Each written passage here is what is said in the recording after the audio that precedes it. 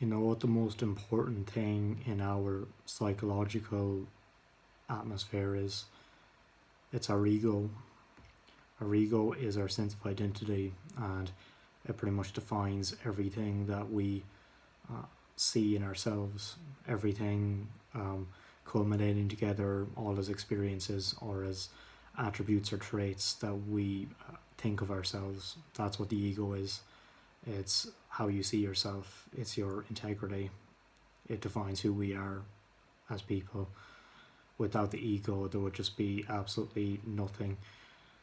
You see how animals operate purely on instinct. They don't possess much of an ego, not like humans do, and that's what separates humans from animals. It's that humans have a sense of self-awareness and conscience and independent will and imagination. Those four attributes, conscience, independent will, imagination and self-awareness, are vital to being human, and they make up the ego in turn. And the ego is it's something that we really need to build ourselves upon. We need to see ourselves in a particular light. We need to align our actions with how we see ourselves. Otherwise, we're going to be living a fake life. If we're supposed to be church-going, kind-hearted individuals, then selling drugs at a drugstore isn't going to do much for your ego now. So ego is, again, I said integrity, it's our self-perception, and it's also our defense against all life attacks.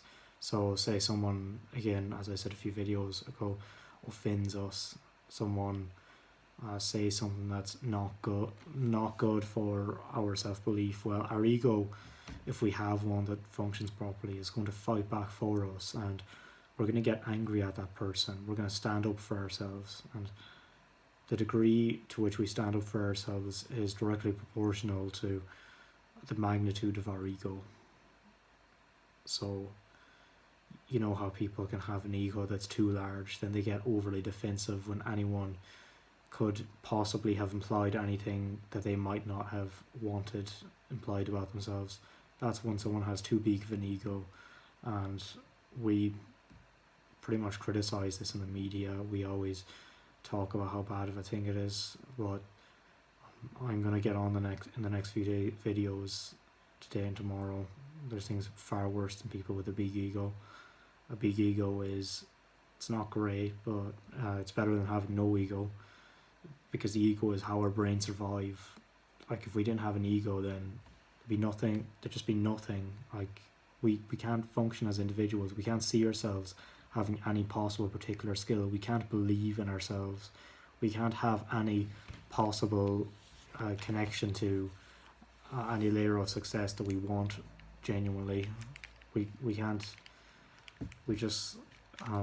possibly continue with this self-perception. It doesn't matter how good you are at something. It doesn't matter how much hours you've put into some kind of mastery or craft. If you don't have an ego, then you're not going to see yourself in any particular light, and that can be good or bad. You see those stereotypical dissociated killers. They have no egos, therefore they're unable to actually reason anything about themselves and the world around them. They're just empty cups. There's no substance within. There's nothing. It's completely empty. That's what a person with no ego is. They're just an empty cup, and they have nothing whatsoever to offer to the world, and they can't even feel good about themselves. They can't feel anything. They lose their sense of reality, and they lose their sense of touch.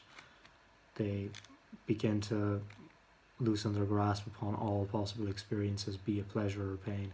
It's the ultimate form of dissociation, and it's very difficult to recover from. So when someone loses their ego, it usually happens due to trauma or very distressing circumstances. Pain is just too great to continue fully perceiving the event, and therefore they have to let go in some way. They have to let the water flow out of that cup, because the water is too hot and the cup is live. So you lose your functionality as a human. There's no sense of self. This isn't to say that there's no sense of self-worth, because they're two separate things. Like, I'm talking about no sense of self. I'm not talking about that like you're insecure or you're getting offended about something. It's not that. It's just that there's nothing there to begin with. There's no pride, no shame. There's just nothing. And this is how people genuinely operate. There's just absolutely nothing to build upon. That is no ego. And when you have no ego, then that's the point of absolute vulnerability. You can't defend yourself when you have no ego. You don't stand up for yourself. You don't care about yourself genuinely. You don't see yourself as a person. You don't see other people as humans. You do not see other people as actual functioning human beings, and you cannot imagine what the feeling of being understood is. You cannot feel that. That is what having no ego is. It's a loss of identity.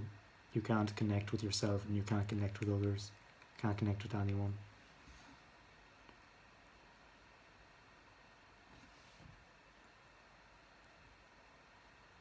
And we don't realize it either. You don't realize if you have no ego for a long, long time, because you see other people and they're living happy lives, and as a result your brain convinces you that you should be living a happy life too. So hey, why don't we act like we are? And maybe we can fool ourselves into thinking that we are. We can have a very nice looking life. It looks pretty good on paper, you know. None of it is genuine, but at least we don't have to go through the pain of trying to fix that or trying to face it. At least we don't have to go through the suffering that is the truth. We don't have to look at what's in front of us. We can just pretend that we've already overcame it and lie to the world.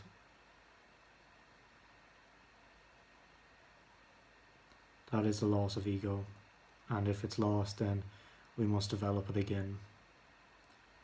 And we do this by not trying to give kind actions when we ourselves are not fully filled. It's like, again, trying to fill up someone else's cup when yours is not yet full. That's not how it works. You need to be strong first, and then you need to be kind. You don't be kind and then become strong from it. That's not how it works. Kindness can only come from a place of strength to begin with.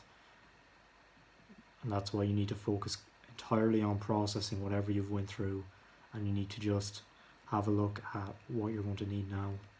If you've low dopamine, listen to some music. If you're lonely, go and meet some friends, or get used to solitude, because it's going to be around for a while.